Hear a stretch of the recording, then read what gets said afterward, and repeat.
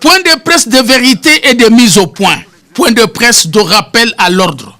Point de presse de l'information et de la meilleure communication. À quelques jours de la fin de l'année 2017, les faits se sont obligés à être à la fois connus et dits.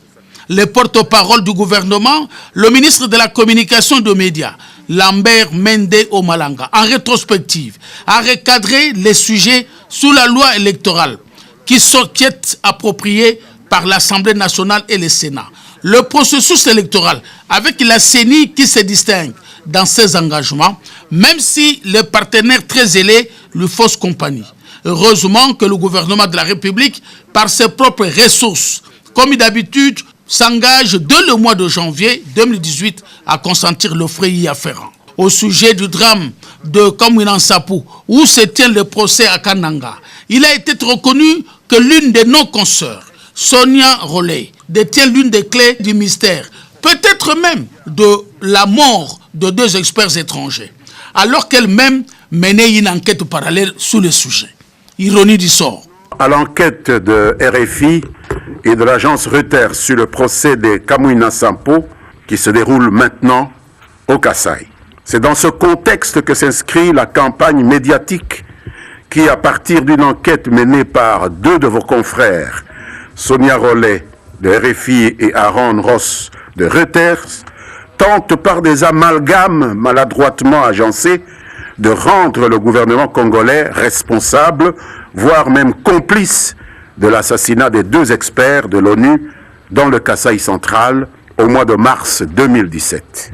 Pour faire court, cette véritable chronique judiciaire littéralement saucissonnée semble poursuivre l'objectif de remettre en cause la version du parquet militaire congolais, partagée par la commission d'enquête mise en place par le secrétaire général des Nations Unies, version accusant les insurgés Kamwina Nsapu d'avoir assassiné ces 2 enquêteurs onusiens pour essayer d'induire la culpabilité du gouvernement congolais dans ce crime odieux.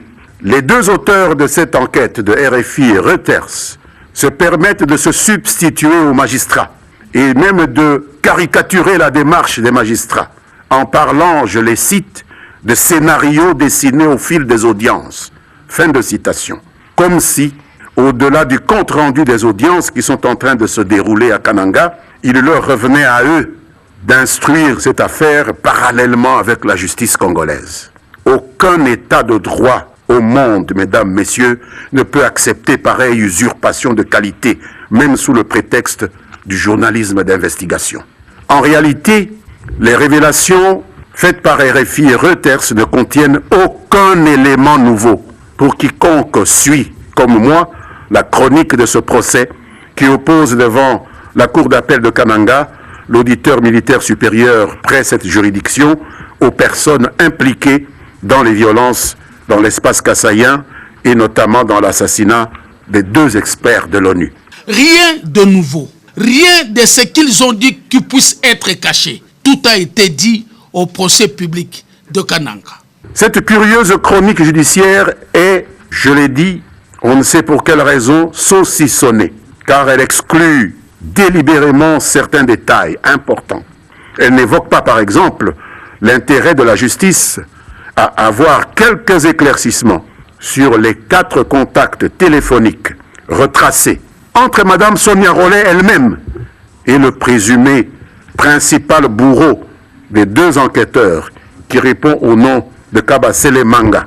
Nous avons ici le répertoire de la compagnie de téléphone que vous pourrez consulter avec les dates et les heures des 4 communications entre elle et celui qui a abattu les 2 Américains et qui se trouve aujourd'hui entre les mains de la justice. Et la justice souhaiterait qu'elle puisse les aider. Quel est le contenu de ces 4 contacts qu'elle a eus avec cet assassin?